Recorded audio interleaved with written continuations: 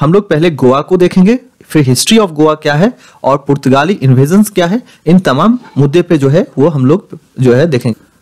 तो पहले गोवा, फिर गोवा का में पुर्तगाली किस तरीके से आया और history of Goa, in 3 point को जो है डिस्कशन करेंगे और देखेंगे।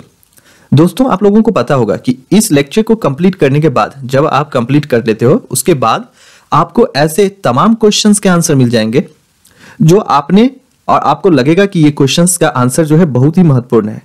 तो as always myself Bharatendu Bhushan, I hope कि आप लोग वेल एंड फाइन होंगे। तो चलते हैं गोवा को देखने।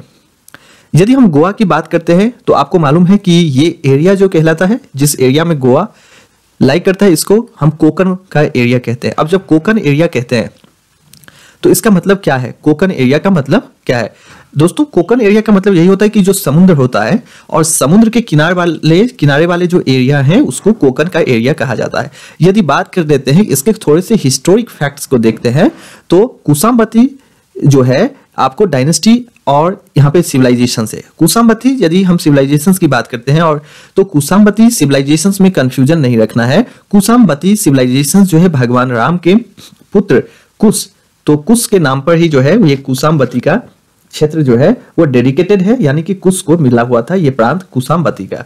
जबकि लव को जो मिला हुआ था उसको हम शरणावती कहते हैं या शरणावती। तो लव को शरणावती का जो है वो प्रोविंस मिला हुआ था, जबकि कुश को जो है कुसाबती। यहाँ पे कुसाबती कल्चर सी गोवा में प्रमुख कल्चर में से एक है।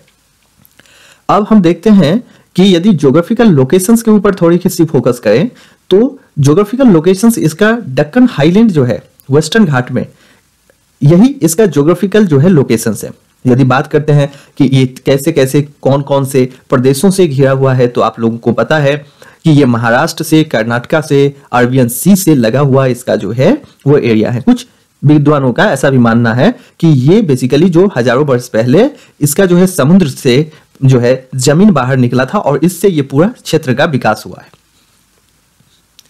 लेकिन फिर एक पौराणिक कथा के अनुसार जो है इस गोवा का जो है यदि आप फाउंडेशन कहें तो ये भगवान परशुराम जी को माना जाता है, कारण कि भगवान परशुराम ने ही जो है गोवा का फॉर्मेशन किया था। तो ये भी महत्वपूर्ण हो जाता है।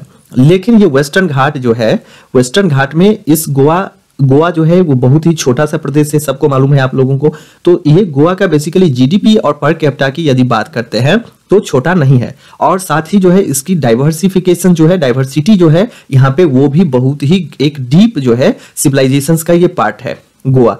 और गोवा डीप सिविलाइजेशंस के पार्ट होने के साथ इसका जीडीपी और पर कैपिटा इनकम जो है दूसरे प्रदेशों के तुलना में अच्छी पोजीशन पे है। तो ये भी यहाँ पे ह्यूमन इंडेक्स की बात करें या ह्यूमन डेवलपमेंट इंडेक्स की बात करें तो ये भी काफी बेहतरीन सिचुएशंस में है। अब यदि कुसाबती क्षेत्र का बात करते हैं, यहाँ पे कुछ ऐसे जगह भी है जो वर्ल्ड जो है हेरिटेज सेंटर्स के रूप में जो है जाना जाता है। जैसा कि आपको जो है वो बेल्हा गोवा का आप लोगों ने नाम सुना होगा। बेल्हा गोवा जो है वो वर्ल्ड हेरिटेज सेंटर्स के रूप में माना जाता है। क्यों माना जाता है? क्योंकि बेल्हा गोवा मतलब ओल्ड गोवा जो है यहाँ पे काफी सारे सिविलाइजेशंस का ये पार्ट रहा है। तो आप लोगों को पता है कि यहाँ पे जो पणजी है इसका राजधानी है, कैपिटल है। और जो भास्को डी गामा जो आया था, largest city, the historic city जो है मारगांव गोवा में, वो स्टिल जो है एक कल्चरल इन्फ्लुएंस से जो है पोर्टुगीज के कल्चरल इन्फ्लुएंस आपको यहाँ पे देखने को मिल सकता है।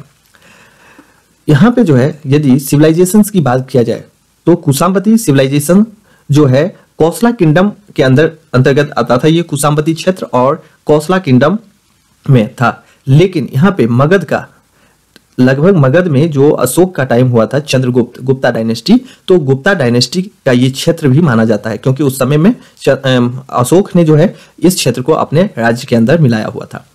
दूसरा पॉइंट है कि यहाँ पे जो है हम चलते हैं थोड़ा सा नीचे, तो ये देखिए कि ये उस गालीमल का जो है रॉक है और यहाँ पे ये निशान मिले हैं, यानी कि कुछ समय तक लगभग 90 के दशक में जो है इस बात पर जो है वाद विवाद का एक मुद्दा हुआ करता था स्कॉलर के बीच में कि इसका सिविलाइजेशंस जो है, गोवा का सिविलाइजेशंस जो है वो ओल्ड सिविलाइजेशंस का पार्ट है या नहीं है।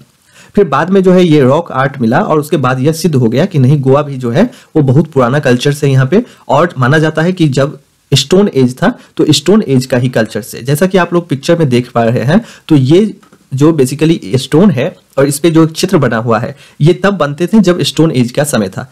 मतलब जो है यहाँ पे स्टोन पे कुछ पिक्टोग्राफी करना और उसको जो है एक तरीके से it is just like an evidence of history. Okay, so यहाँ पे इसको एविडेंस माना जाता था। कुछ लोग तो इसके नाम जो है बैल के रूप में जानते हैं, लेकिन ये जो है कुछ ऐतिहासिक फैक्ट्स भी इसके अंदर आता है।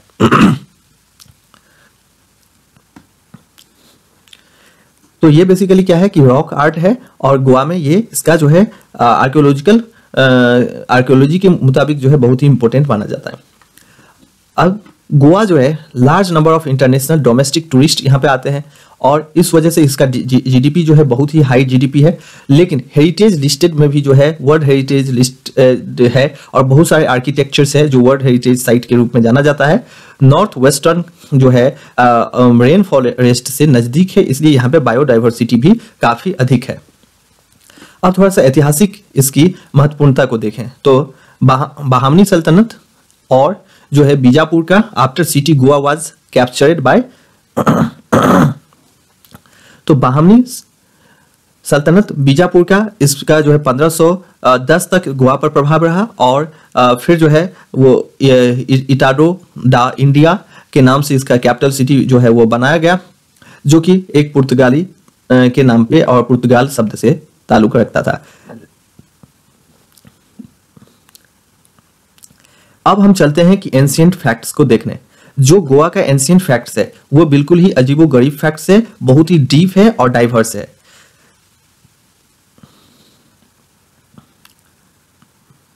यहां पे माना जाता है कि जो न्यूक्लियर एंशिएंट लिटरेचर से गोवा का is also known by as an Gomanchala. Okay, Gomanchala और द पटना। ओके, गोपाका पाटना, ये सब कुछ यहाँ के जो है वो लिटरेचर्स हैं। गोमेम और या तो फिर गोमेंटक, ये सब यहाँ के लिटरेचर सोर्स है जो गोवा के बारे में फैक्ट्स बताते हैं। अदर हिस्टोरिकल नेम जो है गोवा का वो सिंदापुर, संदापुर और जो है महासापट्टनम है।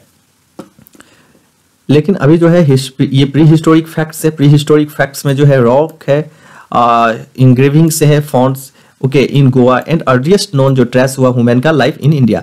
यदि गोवा क्यों विशेष है और गोवा का जो है अर्लीस्ट फैक्ट्स क्या है, गोवा का जो हिस्ट्री है वो स्टोन एज से चला आ रहा है। इसका मतलब है कि गोवा जो है बहुत ही यहाँ पे सिविलाइजेशंस, पुराना सिविलाइजेशंस है, लेकिन उसके साथ भी यहाँ पे ट्राइबल लोग, ट्राइबल कम्युनिटी बहुत ही ज्यादा मात्रा में पाए जाते हैं।